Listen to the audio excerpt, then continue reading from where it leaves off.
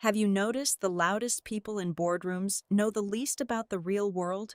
They throw around shiny words like artificial intelligence, thinking expensive software replaces human experience. My former boss mocked my handwritten notebooks and fired me for an automated future. He never realized those scribbles were the only shield against a legal disaster. It took exactly 14 days for his arrogance to burn $40 million and his vice president seat. Hello, everyone, and welcome back to Boss Revenge Stories. I want to sincerely thank all of you for taking the time to listen, though I must humbly share that YouTube has recently disabled our channel monetization, leaving us completely without an operating budget. If you find today's story engaging and wish to support our continued work, please consider joining the Boss Revenge Stories Patreon channel to experience exclusive real-life stories that are significantly longer and feature highly detailed situations we simply cannot publish publicly on YouTube, complete with multiple emotional voice actors bringing the narratives to life. You can easily join our community by scanning the QR code for our Patreon page on your screen, or by clicking the Patreon link provided in the description or the pinned comment of this video. Let us dive into today's corporate battlefield, where you will meet our main character, Riley Martin. I am 36 years old, and for a long time, I held the position of Director of Transportation Compliance at Apexion Dynamics, a massive logistics corporation based in the sweltering heart of Austin, Texas. My daily reality was a far cry from the glamorous corporate brochures.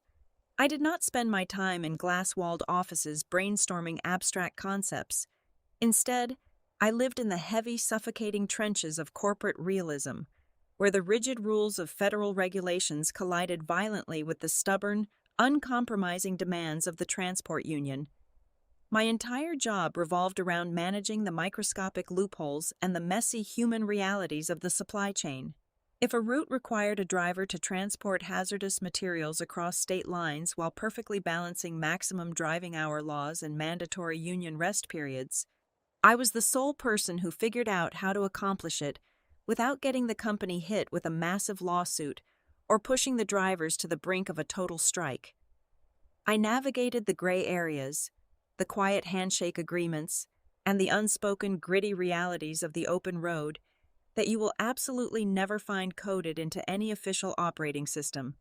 For years, this delicate ecosystem functioned smoothly under my watch. Then came the era of the iPads, heralded by the arrival of Julian. Julian was our newly appointed Vice President of Operations. He was a young tech fanatic fresh out of Silicon Valley, and he embodied every single insufferable stereotype of modern corporate management. He practically lived in immaculate dark turtlenecks, even during the brutal Texas summer heat, and he constantly waved around a sleek silver iPad like it was a sacred artifact holding the secrets of the universe. To Julian, human experience, intuition, and seasoned judgment were nothing more than inefficient data points waiting to be ruthlessly optimized by a cold line of code. He looked at our veteran dispatchers and seasoned compliance officers with barely concealed disdain, treating us as if we were obsolete relics taking up space in his pristine digital utopia. The inevitable collision between my reality and his vanity occurred during our highly anticipated quarterly strategy meeting. The expansive boardroom was packed to the brim with department heads, all sipping overpriced coffee and pretending to be fascinated by the new fiscal projections. Julian stood proudly at the head of the long mahogany table, confidently tapping a digital stylus against his tablet. He was officially rolling out his absolute pride and joy, a system called PEX Route. This was a brand new artificial intelligence routing software that cost the company millions of dollars. Julian boldly claimed that this shiny new toy would completely automate our entire logistics network, eliminating human error and drastically cutting costs. As he paced around the room delivering his grand presentation, his sharp gaze locked onto me. I was sitting quietly in my chair, diligently taking notes in my thick, heavily worn leather notebook.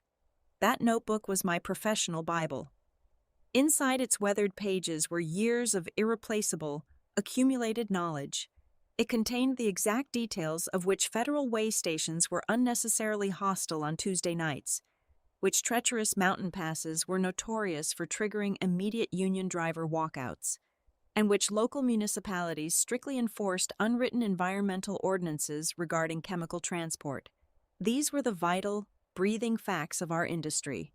Julian suddenly paused his elaborate presentation and pointed his stylus directly at my face, a mocking smirk playing on his lips. "Riley," he announced, his voice echoing with thick condescension, "are we really still doing arts and crafts in here? It is the 21st century. Why on earth are you hoarding vital company knowledge in a primitive diary instead of immediately inputting it into the artificial intelligence database?" The entire boardroom fell completely silent. Dozens of eyes shifted to stare at me, waiting to see how I would handle the public humiliation. I refused to let him intimidate me. I maintained perfect composure, looked him straight in the eyes, and spoke with calm, undeniable authority. "Julian," I replied evenly, "your artificial intelligence is just a machine. It absolutely cannot comprehend the delicate nuance of a handshake agreement established with the local union boss in Denver. It cannot possibly compute the unwritten safety exceptions required for hazardous routes during sudden blizzard conditions. Our drivers are not just raw data points on a screen. They operate in a complex, unpredictable gray area that requires constant human judgment. If you force them into rigid, automated routes that ignore these practical realities, they will immediately strike, or worse, we will end up violating strict federal laws." Julian dismissed my entire decade of expertise with a single wave of his hand. He let out a sharp, arrogant laugh that sliced through the tense air of the boardroom. "That is exactly the kind of pathetic, dinosaur mentality that is holding this entire company back," he sneered, his face flushing with irritation. "We are moving aggressively toward a future of complete automation, and I will absolutely not allow anyone to impede our innovation." He slammed his hands flat onto the polished mahogany table, leaning forward to deliver his final blow. "You are officially obsolete, Riley, and as of this exact moment, you are also completely terminated. I want you to clear out your desk and be out of this building in exactly 1 hour." The sheer arrogance of his declaration hung heavy and toxic in the sterile air of the room. I did not raise my voice, I did not shed a single tear, and I certainly did not beg for my livelihood. I simply gave a slow, deliberate nod, calmly closed my leather notebook, and stood up from my chair. I walked straight out of the boardroom and headed directly to the compliance department to pack my personal belongings into a small cardboard box. Before I walked out the glass doors for the final time, I pulled my thick leather notebook out from my bag. I walked over to the main document shelf of the department and placed it right in the center, where it could not be missed. Then, I took out a bright neon yellow sticky note and with a heavy black pen, wrote a very specific, handwritten message. "Life and Death Manual, do not touch." I firmly pressed the note onto the dark leather cover. I picked up my box and walked out into the Texas heat, leaving Julian and his blind machines to inherit the fragile empire I had protected for so long. The moment the elevator doors closed behind me, Julian unleashed a relentless, unforgiving war on paper. He stalked through the aisles of the compliance department like a conquering general, barking harsh orders to eradicate every single physical document in sight. Heavy blue recycling bins were wheeled in by confused janitorial staff, and the deafening, continuous roar of industrial shredders began to echo through the once quiet and orderly floor. Years of carefully negotiated permits, meticulously hand-drawn route adjustments, and delicate driver feedback forms were ruthlessly fed into the steel teeth of the hungry machines. It was a brutal digital crusade, and Julian was the manic commander determined to wipe out the past. Amidst the suffocating chaos of flying paper dust and humming motors, a young junior assistant named Chloe was tasked with clearing the main document shelf. Her trembling hands reached for my thick, weathered leather notebook. The bright neon yellow sticky note practically screamed at her under the harsh, sterile fluorescent lights. "Life and Death Manual, do not touch."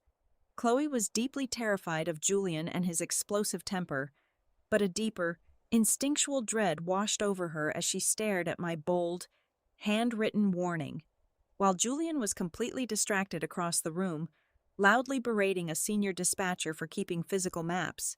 Chloe made a split-second, fateful decision. Instead of tossing my legacy into the gaping maw of the shredder, she quickly slipped the heavy notebook under her oversized sweater. She hurried back to her small cubicle, her heart pounding against her ribs, and buried the notebook beneath a pile of spare gym clothes in the very bottom drawer of her desk. With the physical memory of the department successfully purged, the Apex route system officially seized absolute control of the entire logistics network. The artificial intelligence did not care about the subtle, complex nuances of the open American road. It only understood raw distance, calculated speed, and theoretical fuel consumption. Within 48 hours, the massive cooling servers in the company basement began aggressively redrawing thousands of intricate pathways for our massive hazardous material transport fleet across the entire United States. Trucks loaded with highly volatile chemicals, industrial solvents, and heavily corrosive acids were suddenly and automatically redirected away from the safe, designated interstate highways. The machine, completely blind to human context, historical accidents, and sensitive regulatory history, relentlessly chased the shiny illusion of supreme efficiency. It began forcing massive freight trucks onto narrow rural backroads, steep mountain passes, and untested county highways simply because the cold algorithm calculated a shorter physical distance from point A to point B, while the sterile corporate office slowly descended into a slow-burning state of internal panic. I was miles away, sitting comfortably on my sun-drenched back porch. A heavily sweating bottle of cold beer rested perfectly in my hand as I listened to the gentle rustle of the warm Texas wind cutting through the trees. My personal cell phone sat on the weathered wooden table, vibrating aggressively and continuously every few minutes. The glowing screen illuminated a constant, desperate stream of frantic text messages from my former colleagues. They were terrified. Tiny red warning icons were beginning to flash rapidly across the massive glowing monitors of the new routing system. Panicked dispatchers were reporting that our most veteran union drivers were fiercely questioning the absurd new routes, actively threatening to pull their heavily loaded trucks over to the side of the road rather than follow the suicidal machine. I took a slow, deeply refreshing sip of my cold drink and calmly flipped my phone face down on the wood. I did not feel even a single ounce of pity for them. I reached into my canvas tote bag, pulled out a crisp, brand-new notebook, and smoothly uncapped my favorite silver fountain pen. I stared at the pristine, blank white page and began to map out the inevitable, impending disaster. I deliberately wrote down the exact geographic coordinates and highway numbers of 3 fatal routing choke points. These were 3 highly specific, extremely dangerous geographical paths that the artificial intelligence would undeniably and inevitably select because they represented the absolute shortest physical distance. However, these exact routes also flagrantly and dangerously violated strict federal water protection laws. I traced the dark ink across the page, knowing exactly how the machine would fail, exactly when it would happen, and exactly how much it would cost. Back in his spacious glass corner office, completely oblivious to the gathering storm clouds, Julian was busy celebrating his own perceived genius. He sat comfortably in his expensive ergonomic chair, rapidly typing out a highly boastful post on his professional business networking profile. He proudly announced to his thousands of digital followers that his visionary leadership and the flawless, seamless integration of the artificial intelligence had successfully slashed total fleet travel time by a staggering 15% in just the first 7 days of operation. He used flashy corporate buzzwords like disruptive, revolutionary, paradigm shift, and agile. He posted a sleek, filtered photo of himself standing triumphantly in front of a glowing digital map of the country, completely unaware that the glowing green lines he was so deeply proud of were actually a direct, undeniable path to absolute ruin. He was slamming his foot down hard on the accelerator, completely blind to the fact that he was steering the entire corporation straight off a catastrophic legal cliff.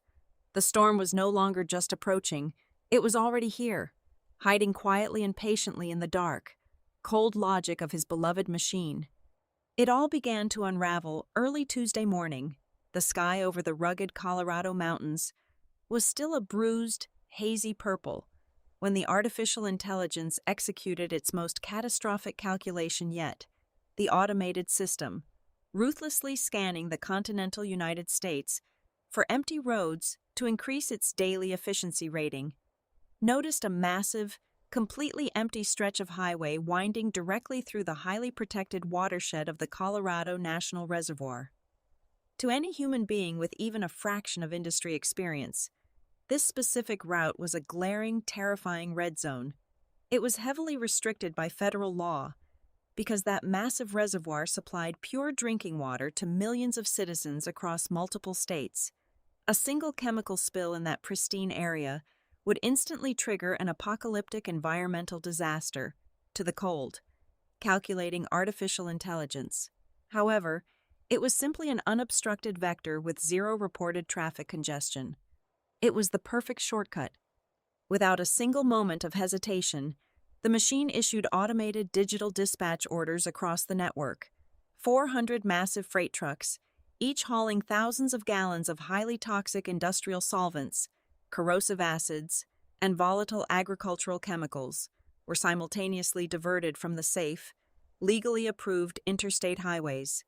They were blindly funneled onto the winding, narrow mountain roads directly bordering the massive body of water. 400 veteran drivers, trusting the new system they were forced to use under explicit threat of immediate termination, steered their incredibly heavy rigs into the heavily restricted zone. The governmental response was not a gentle warning or a politely worded citation sent through the mail. It was a massive, fiercely coordinated federal crackdown that resembled a military operation. Before the first 50 trucks could even reach the midway point of the reservoir pass, the quiet morning horizon exploded with a chaotic sea of flashing red and blue lights.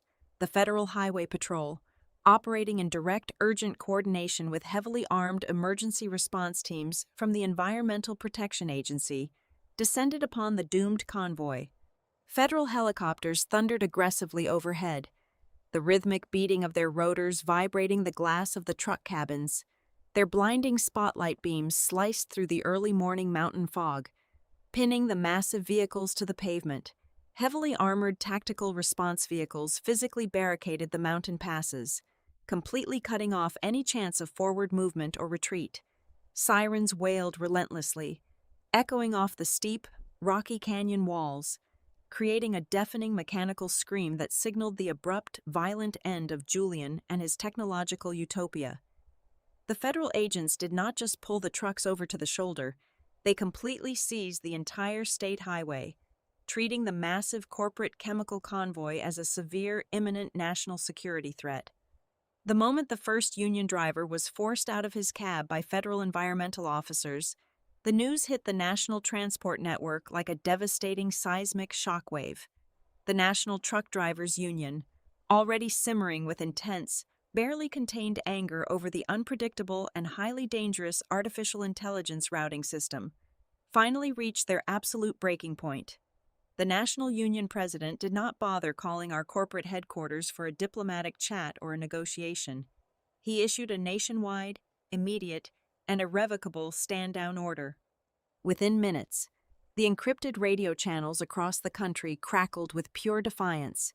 Tens of thousands of truck drivers across the entire United States, from the bustling, chaotic ports of Los Angeles to the crowded, freezing highways of New York, simply hit their heavy air brakes. They pulled their massive rigs onto the shoulders of the interstates, parked them directly blocking the entrances of major corporate distribution hubs, and abandoned them in the middle of busy commercial zones. They killed the diesel engines, pulled the heavy keys from the ignitions, locked the cabin doors, and simply walked away. The powerful union officially declared an emergency national strike, publicly citing gross corporate negligence and the illegal, forced coercion of drivers into federally prohibited and highly dangerous routes. The immediate operational paralysis of the company was absolute and terrifying. The entire national supply chain of the corporation snapped in half like a dry twig, hundreds of thousands of tons of critical freight, including highly sensitive perishable goods, essential life-saving medical supplies, and expensive raw manufacturing materials, instantly ceased moving. On Wall Street, the financial reaction was ruthless, bloody, and instantaneous. As chaotic aerial footage of the massive federal blockade in Colorado and news of the crippling nationwide union strike hit the major financial news networks, pure panic selling erupted across the trading floors. The stock price of our corporation went into a catastrophic, vertical freefall. The digital ticker symbols flashed aggressive, bloody red on the screens of frantic investors as billions of dollars in total market valuation simply evaporated into thin air in a matter of hours.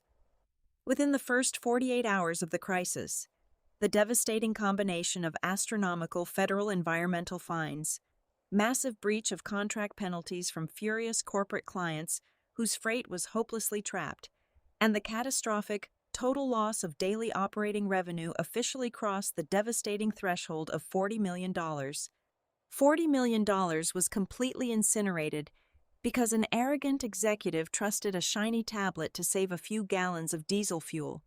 Inside the Central Command Center at the Austin headquarters, the atmosphere had rapidly mutated from sterile, arrogant confidence into pure, unadulterated terror. The massive digital map that Julian had so proudly posted online just days prior was now bleeding to death. Thousands of little digital truck icons, previously moving in smooth, highly optimized green lines, were now blinking bright, angry red, completely stationary across the entire continent.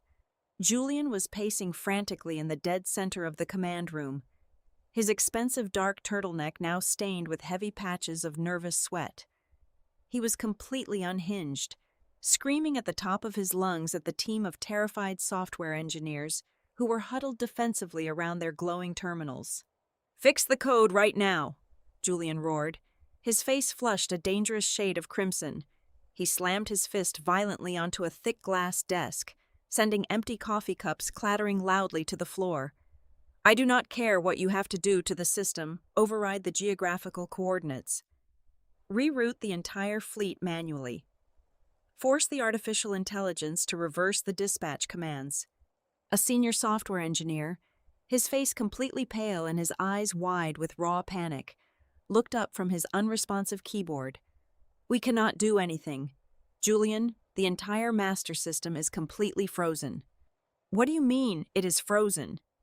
"You built the damn thing, hack into it and fix it," Julian demanded, his voice cracking violently with rising hysteria as he grabbed the back of the engineer's chair. "You do not understand," the engineer yelled back, no longer caring about corporate hierarchy. He pointed a violently trembling finger at the massive main display screen dominating the front of the room. The intricate map of the United States had suddenly vanished, replaced entirely by a solid black barrier bearing a giant, intimidating government seal. The Environmental Protection Agency and the Department of Transportation just executed a joint emergency cyber injunction. The federal government has officially seized remote control of our entire server network pending a massive criminal investigation. We are completely locked out of our own artificial intelligence. We have absolutely zero control over anything.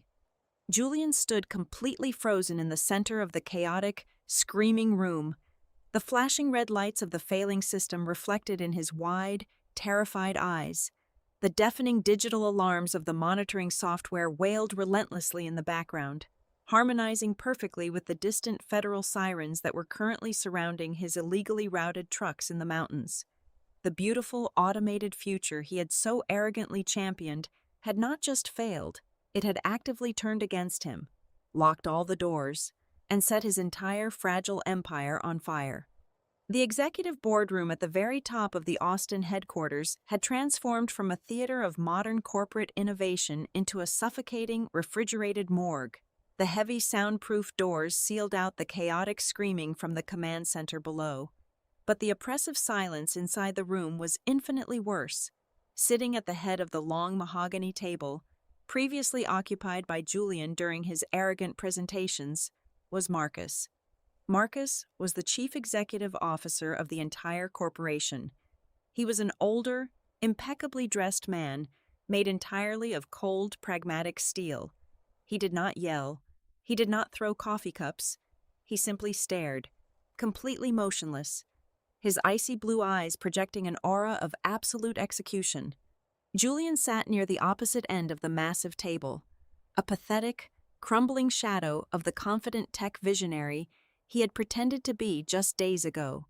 The expensive dark turtleneck he loved so much was completely ruined, soaked through with dark, heavy patches of cold sweat that plastered the fabric to his shaking spine.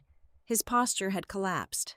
The sleek silver tablet he usually wielded like a weapon was lying face down and abandoned near his elbow.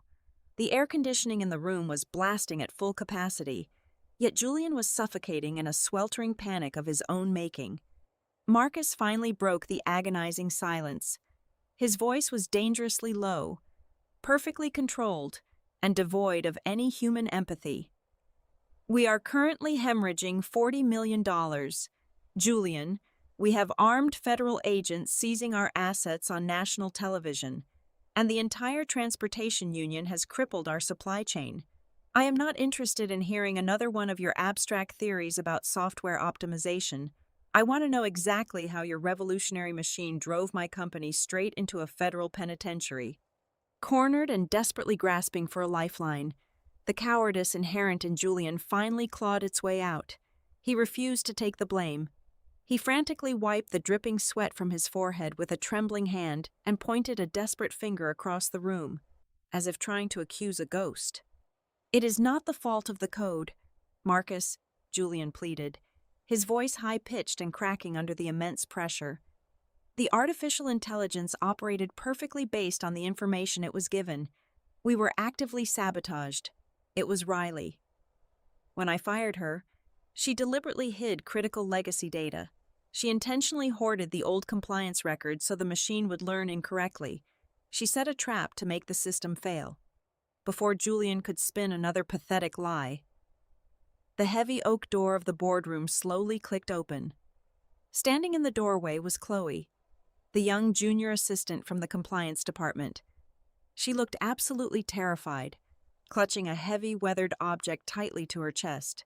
Her eyes darted nervously between the furious chief executive officer and the sweating vice president. "Excuse me, sir," Chloe whispered, her voice shaking so badly she could barely form the words. She slowly walked toward the head of the table. "I am sorry to interrupt, but when Mr. Julian ordered us to shred all the physical compliance documents 2 weeks ago, I found this. It belonged to the former director, Riley. I did not destroy it." Chloe reached out with trembling hands and placed my thick, worn leather notebook gently onto the polished wood, directly in front of Marcus. She quickly backed away and practically ran out of the room, leaving the physical embodiment of my legacy resting quietly under the harsh boardroom lights. Marcus did not say a word. He slowly picked up his reading glasses, slid them onto his face, and reached for the heavy leather cover. Julian swallowed hard, a fresh wave of panic visibly washing over his pale face as he watched the chief executive officer slowly peel open the very first page. The room was so deeply quiet that the dry rustle of the thick paper turning sounded like a gunshot. Marcus stared at the page. Right there, in the very center of the blank sheet, I had written a highly specific set of notes. The handwriting was neat, deliberate, and executed entirely in bright, aggressive red ink. It was impossible to misinterpret. Marcus began to read my exact words aloud, his voice dropping another octave, ringing out like a death sentence in the silent room. "Critical warning regarding the automated routing matrix. The artificial intelligence will inevitably attempt to utilize the Colorado National Reservoir Pass to increase distance efficiency. This specific route is federally prohibited. If the automated system is permitted to override the amended Environmental Protection Agency laws regarding this watershed, the company will face a $40 million fine and an indefinite federal operating suspension." The silence that followed was absolute and crushing. Nobody moved. Nobody breathed. The executive staring at the table realized instantly that the handwritten words were not the pathetic ramblings of an obsolete dinosaur refusing to adapt.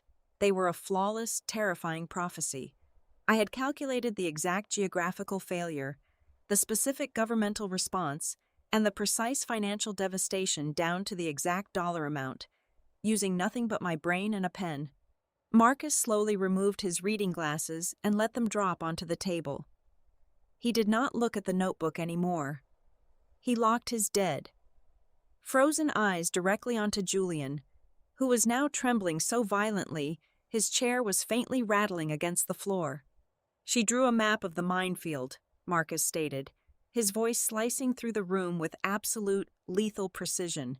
"And you tore it up and forced us all to run through blindfolded." The personal phone call from Marcus came exactly when I expected it. His tone was remarkably different from the distant, untouchable executive I had known for years. It was hollow, desperate, and stripped of all corporate arrogance. He practically begged me to return to the headquarters immediately. I did not rush. I took my time finishing my morning coffee before driving downtown. When I finally stepped into the expansive, glass-walled office of the chief executive officer, I was not wearing my usual stiff, professional corporate armor. I wore a simple pair of dark jeans and a comfortable linen blouse. My hands were completely empty, except for a heavy silver commemorative fountain pen that I casually twirled between my fingers. I did not bring a briefcase. I did not bring an emergency action plan. I simply brought myself. Marcus was seated behind his massive desk, looking 10 years older than he had just 2 days prior. To my immediate right, standing near the floor-to-ceiling window, was Julian. He looked like a cornered, rabid animal, despite his catastrophic failure. His fragile ego still demanded a final, pathetic display of dominance. As I walked in, he let out a harsh, bitter laugh, crossing his arms tightly over his ruined shirt. "So the obsolete dinosaur returns," Julian sneered, his voice dripping with defensive venom. "Do not act so smug. Riley, leaving a cryptic little diary behind does not make you a genius. The entire federal government has locked down our entire fleet. The Environmental Protection Agency is literally drafting criminal charges right now. I do not care how many little red notes you wrote. You have absolutely no way to clean up a disaster of this magnitude. You are just here to gloat while the ship sinks." I completely ignored his childish outburst. I did not even turn my head to acknowledge his physical presence.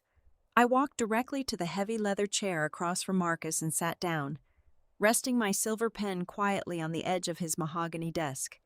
Marcus leaned forward, folding his hands together. He looked at me with a mixture of immense regret and pleading desperation. "Riley, I will bypass the standard corporate apologies. We made a catastrophic mistake. The board of directors is in absolute panic. We need you to take control of the compliance crisis right now. If you can negotiate with the federal agencies and get the transport union back into the trucks, I will personally guarantee that your previous salary will be multiplied by exactly 2 times. You will have whatever budget you need. Just fix this." I looked at Marcus with cold, unwavering calm. "I do not want my old job back, Marcus, and I certainly do not want double my old salary to act as a glorified janitor for a mess I specifically warned you about." Marcus frowned, clearly confused. "Then what exactly do you want?" I finally turned my gaze toward Julian, locking eyes with him. "I want absolute, unquestioned control over the entire artificial intelligence routing system. I want the immediate, permanent authority to override any automated decision with human compliance protocols. And most importantly, I want the official title of Vice President of Operations. I want his chair." Julian practically exploded. His face twisted into a mask of pure, unadulterated rage. He lunged forward, slamming his hands violently onto the side of the desk, his eyes bulging with desperation. He realized he was about to lose everything, and like a drowning man, he decided to try and pull me down under the water with him. You are out of your mind," Julian screamed, his voice echoing off the glass walls. He turned frantically to Marcus, launching his final, desperate attack. Listen to her. Marcus, this is extortion. She just admitted her guilt. She deliberately orchestrated this entire crisis to steal my position. Julian pointed a trembling, accusatory finger directly at my face. I am going to sue you for intentional corporate sabotage. Riley, you knew exactly what the machine was going to do, and you deliberately withheld that critical data from the electronic database. As a senior director, you had a strict legal and fiduciary duty to input those environmental restrictions into the primary software system. Instead, you intentionally hid them in a personal notebook that you knew I would order destroyed. You deliberately laid a trap for this company to fail, just so you could swoop in and play the hero. You are legally responsible for the $40 million federal fine, and I will personally see to it that you go to federal prison for corporate espionage. The temperature in the room instantly plummeted. The heavy, suffocating weight of Julian's accusation hung in the air. It was a vicious, incredibly dangerous legal argument. If the company could prove I intentionally withheld safety data to cause a disaster, I would not just lose a job, I would face total financial ruin and severe criminal charges. I watched as Marcus slowly leaned back in his chair. The pleading desperation in his eyes was suddenly replaced by the cold, calculating gaze of a chief executive looking for a scapegoat to offer the angry shareholders. The logic Julian presented, however twisted, offered the company a potential legal defense against the massive federal fines. They could blame a rogue, disgruntled former employee for sabotaging the entire system. The heavy silence stretched on, dragging out the terrible tension. The powerful leverage I held just moments ago seemed to evaporate under the threat of federal imprisonment. Marcus stared at me, his silence screaming that he was seriously considering throwing me to the wolves to save his own empire. The heavy, suffocating silence in the executive boardroom was suddenly broken. Not by a terrified confession or a desperate plea for mercy, but by my own voice. I leaned back against the plush leather of my chair and began to laugh. It started as a soft, disbelieving chuckle and quickly evolved into a genuine, echoing laugh that completely shattered the terrifying, oppressive tension Julian had so desperately tried to build. Marcus stared at me, his cold, pragmatic executive mask slipping for the first time to reveal absolute bewilderment. Julian froze completely, his accusatory finger still hanging pathetically in the air, his face twisting in deep confusion as he watched me practically vibrating with genuine amusement. He expected me to cower under the threat of federal prison. He expected me to beg. I slowly stopped laughing, took a deep, deeply calming breath, and reached down into my simple canvas tote bag. I bypassed the standard digital tablets and sleek electronic presentation folders they were so accustomed to seeing in these high-level meetings. Instead, I retrieved a thick, heavily reinforced manila envelope. I placed it gently onto the center of the massive mahogany table, right next to my weathered leather notebook. The stark fluorescent lights of the boardroom reflected brightly off the massive, aggressively red wax seal and the bold, undeniable black ink stamp of the United States federal government pressed firmly onto the cover. I looked directly into the terrified, bloodshot eyes of Julian and delivered the final, crushing blow. Do you really think I am stupid enough to leave the entire fate of a multi-billion-dollar logistics corporation inside a single desk drawer? That notebook sitting right there on the table is nothing but my rough, unedited personal draft. I reached out with my silver fountain pen and tapped the heavy manila folder, the sound echoing sharply like a gavel striking wood. Exactly 30 days before you decided to publicly humiliate me and fire me for being obsolete, I took a fully notarized, meticulously handwritten, and legally verified copy of my complete compliance matrix directly to the regional headquarters of the Federal Compliance Office. I officially registered that physical document with the government as the primary, legally binding operating archive for Apexion Dynamics. It contains every single environmental restriction, every handshake union agreement, and every hazardous material routing exception required by law. Marcus leaned forward abruptly, his eyes locked onto the red federal seal, his sharp mind racing as he rapidly processed the immense, world-shifting legal implications of my words. Do you understand what that means? Julian? I asked, my voice dropping to a harsh, unforgiving whisper that commanded the entire room. Before the absolute letter of the law, this corporate entity is currently operating in total, perfect compliance. The federal government is not preparing to fine Apexion Dynamics $40 million because the company failed to possess the correct safety data. They are levying those massive fines and drafting criminal indictments because you, acting independently as the vice president of operations, deliberately ordered an unverified artificial intelligence system to completely ignore the legally registered safety archive. You actively and maliciously bypassed the federal protocols that I had already cemented into the legal foundation of this company. I slid the heavy, government-stamped folder directly across the smooth wood, stopping it right in front of Julian. I did not trap you. Julian, I meticulously forged a suit of impenetrable, bulletproof armor for this entire company. You simply shot yourself in the foot when you arrogantly tried to peel it off. The color completely drained from the face of the young tech visionary.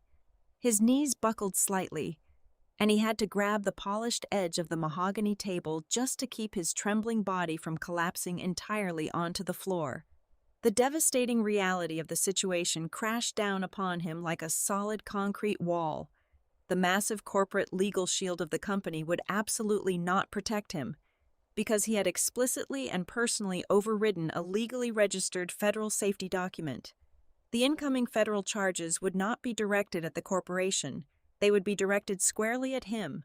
He was no longer a brilliant executive facing a simple professional setback. He was now facing absolute personal criminal liability for the intentional violation of national safety regulations. There would be no comfortable severance package. There would be no golden parachute. There would only be federal courtrooms and federal prison. Marcus did not waste a single second.